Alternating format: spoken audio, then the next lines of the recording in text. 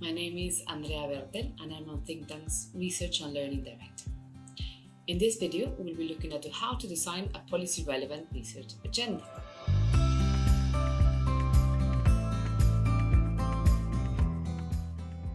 Developing and enacting a research agenda is a key strategic function for a think tank.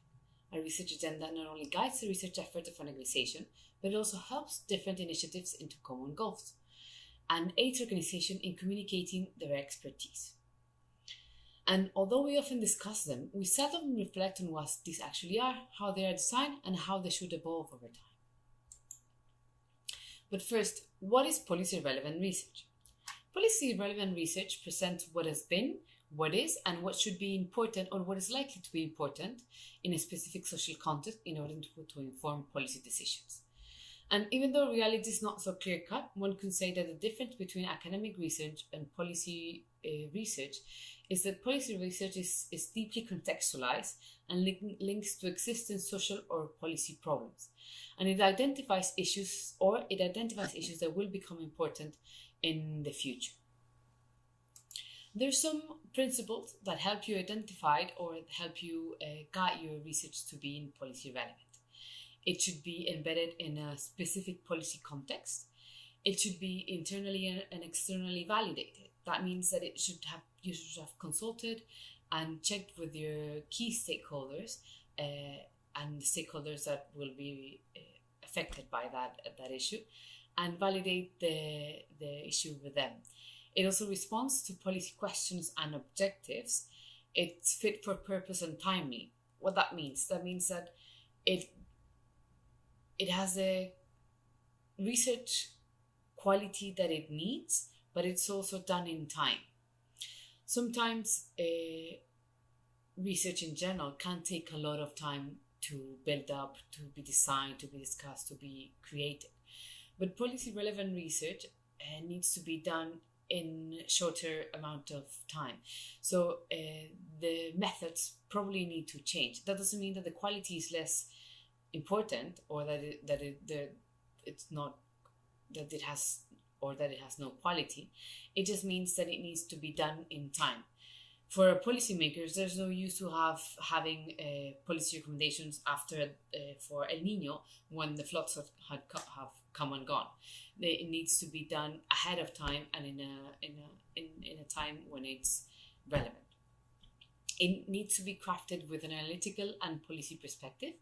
It's open to change and innovation as it interacts with policy spaces and policymakers, so it needs to be adaptable. And it's realistic about the institutional capacity and funding opportunities. It cannot be over the top. It needs to be realistic about what it can do with the funds that it has and in the time that it has and when it is needed. So what is the purpose of policy research then? It's advising and influencing policy making, policy content, and the overall policy process.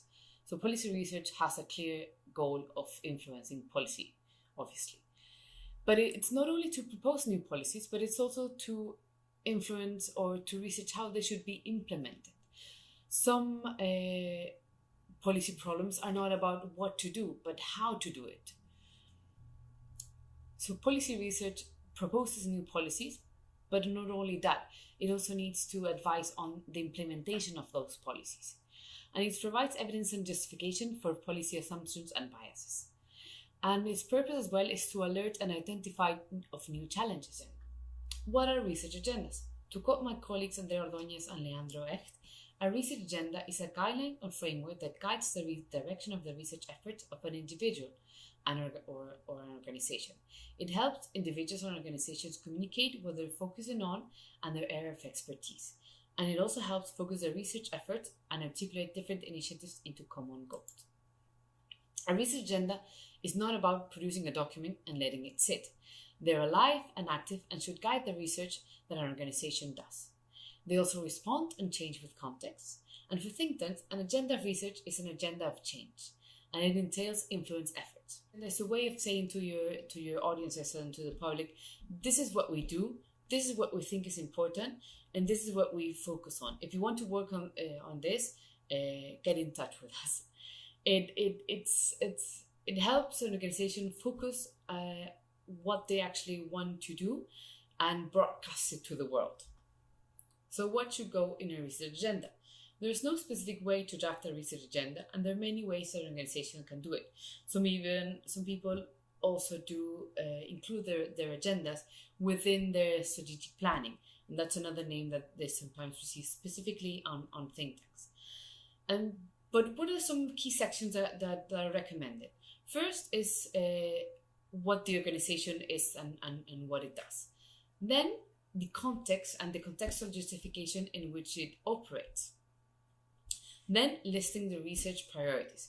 It's good not to go overboard and list and do a shopping list of everything that you, your board members and your stakeholders and your staff think it's important.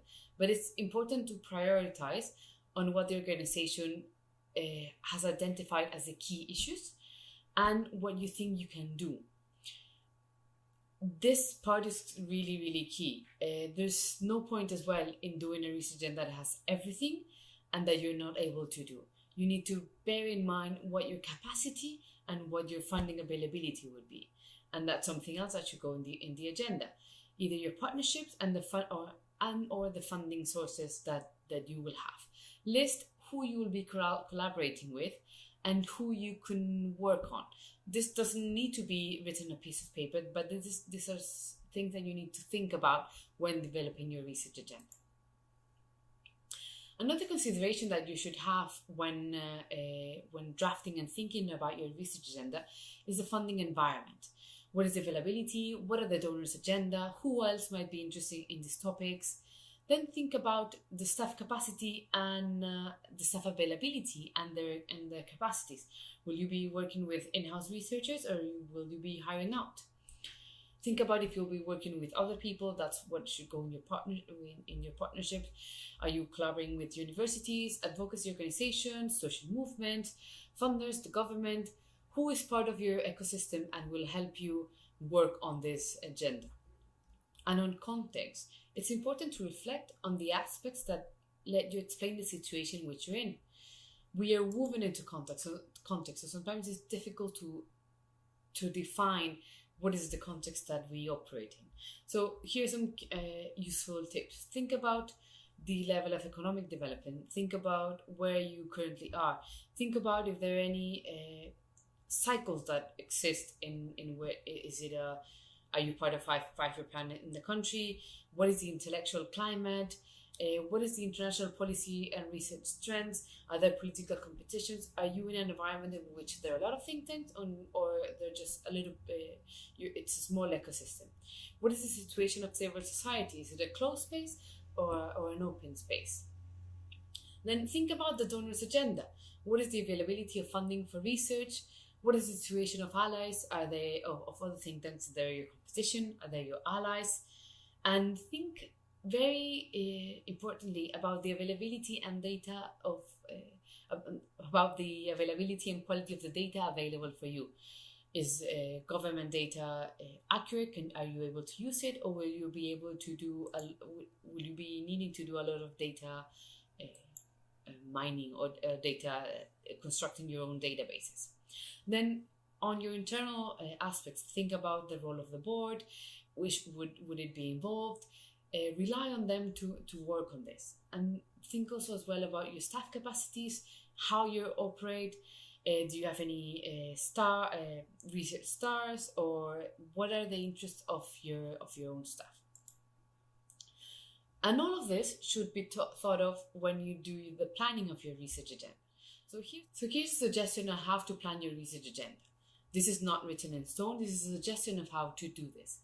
It's important to first start with an internal reflection and draft, then work with your engage in your key stakeholders, then incorporate changes and develop a final version, and finally communicate the agenda. I said finally, but that's not the end, because then as you research and undertake the research, engage with communicate it and work on it, you will be beginning to reflect on how relevant this is, if this works, and you will begin to adapt the agenda and the cycle will begin again. When you do your internal reflection and draft, keep in mind the mission of the think tank as a reference. why it was founded, and what its objectives are. The mission of the think tank and the research agenda should go hand in hand.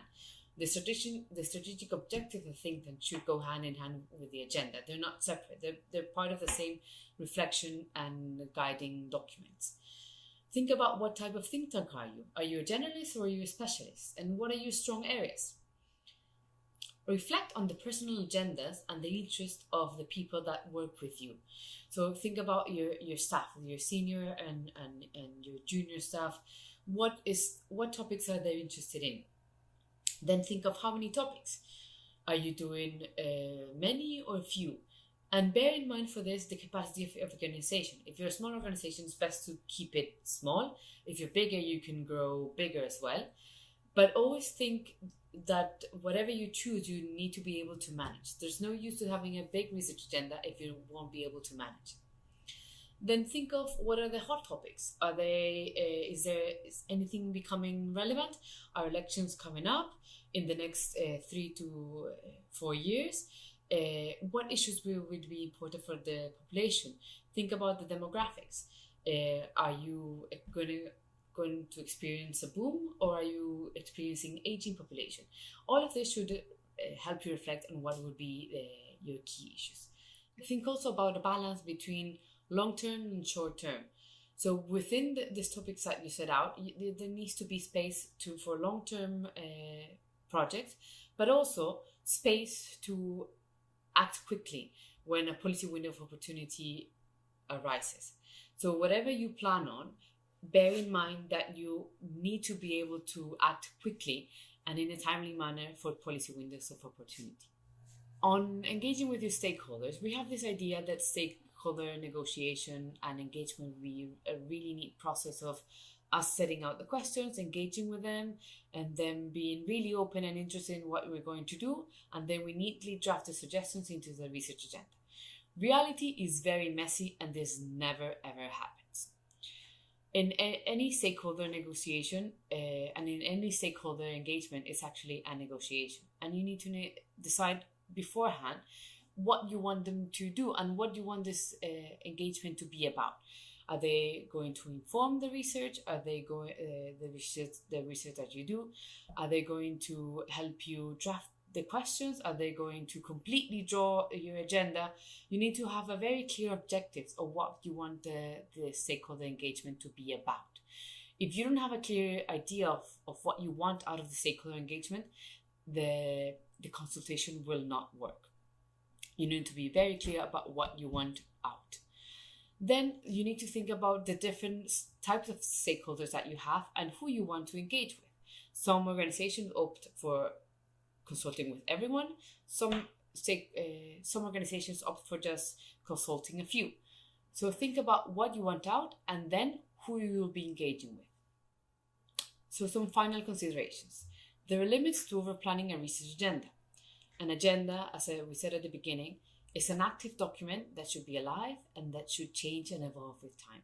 If it's set too strictly and if it doesn't allow for changes, you can have difficulties hiring senior staff, and you can see junior staff leave because it doesn't align with their interests. So bear in mind this and draft an agenda that is able to change with time and evolve as you grow and evolve.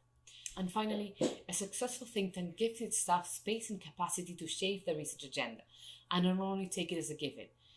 Do set out a space for your staff and your board members to engage in developing the research agenda. It should not just be a high-level management exercise. It should be an organizational-wide exercise in which all are part of. And make sure that you have the spaces to do this. You can do it in an annual retreat. You can do reflection process all around the year. But make sure that the staff and the board members and everyone involved in the organization and that you think is their voice should be heard, that they're part of this process. So to wrap up, a research agenda is a document, it's a tool that guides the research efforts of organization. It sets out what you think is important, what you think is key, and what you think should be the priorities for the years to come. It needs to evolve it needs to adapt, but it needs to be really embedded in context to be able to respond to the policy opportunities and to the challenges of the context in which you operate.